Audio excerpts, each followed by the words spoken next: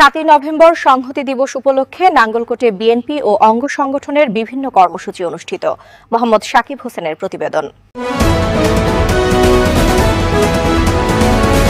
আপনারা দেখছেন IRTV news Bangla.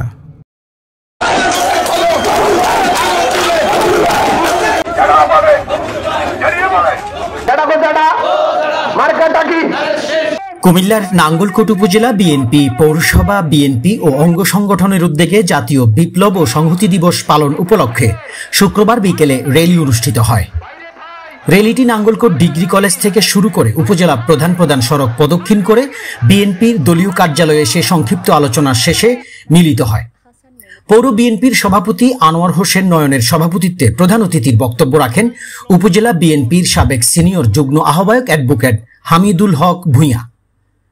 অনুষ্ঠানে প্রধান বক্তা ছিলেন উপজেলা বিএনপির সভাপতি আলী আক্কাস চেয়ারম্যান, উপজেলা বিএনপির সাংগঠনিক সম্পাদক মিজানুর রহমান মজুমদার সঞ্চালনায় বিশেষ অতিথির বক্তব্য রাখেন উপজেলা বিএনপির সাবেক সহসভাপতি মিয়া মোহাম্মদ ইদ্রিস।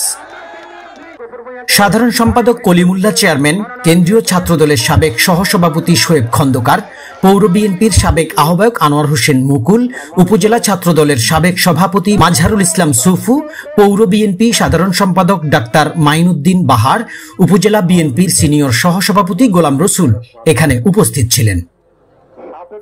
এ সময় আরো উপস্থিত ছিলেন বিএনপির নেতা আব্দুল মমিন সবুজ, উপজেলা যুব নেতা আলাউদ্দিন মাহমুদ কিরণ, নাঙ্গলকোট উপজেলা ছাত্রদলের সাবেক সভাপতি সালে আহমদ, সাবেক সাধারণ সম্পাদক সেলিম জাহাঙ্গীর মন্টু, উপজেলা যুব নেতা SM নাসির উদ্দিন, ফরহাদ হোসেন সহ আরো অনেকে।